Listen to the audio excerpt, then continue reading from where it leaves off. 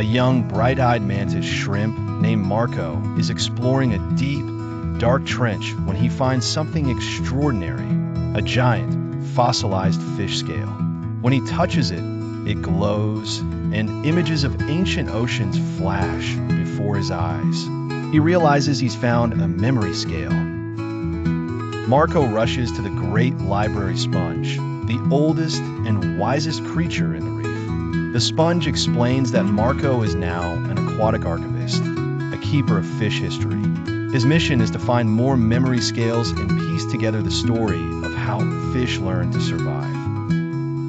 The first scale Marco finds is from flatfish. The memory shows a time long ago when the ocean floor was sandy and empty. The fish's ancestors swam upright, but to hide from gigantic, hungry predators, they learned to lie on their sides.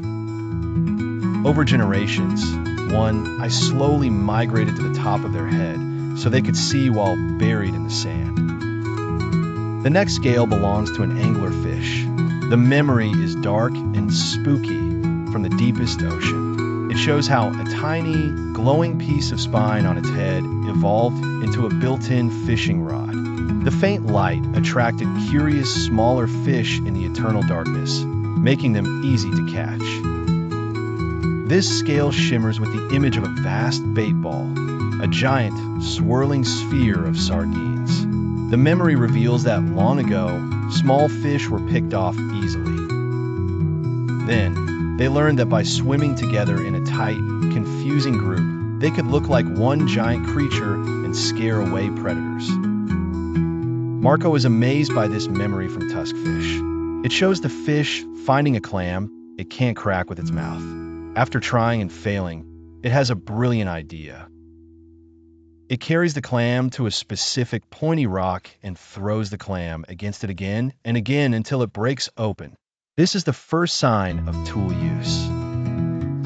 This scale holds the epic journey of a salmon. The memory is a rushing, powerful story of swimming against currents, leaping up waterfalls, and traveling thousands of miles using only the Earth's magnetic field and the unique smell of their home stream to guide them back to where they were born. A cuttlefish's scale shows a fantastic light show.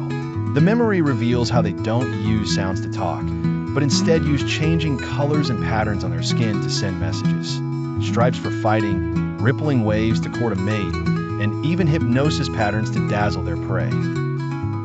This memory is from clownfish. It shows a time of fear, hiding from predators and stinging anemones. Then, it reveals the secret. The clownfish developed a special mucus coating on its skin that tells the anemone, "I'm a friend, not food." In return, the clownfish cleans the anemone. A perfect deal. The memory from a seahorse scale is truly unique. It shows the male seahorse getting a pouch.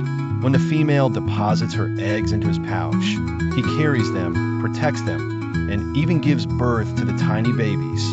A role reversal millions of years in the making. A weakly electric elephant fish scale hums with energy. Its memory shows how, in the muddy African rivers, eyes were useless. So, they evolved a superpower, generating a weak electric field around their bodies. They see the world by feeling how objects distort this field. As Marco collects a final scale, he sees a new, sad kind of memory. The water is getting warmer and more acidic. Corals are turning white. The old ways of surviving aren't working anymore. The fish are confused. This is a current memory, a warning.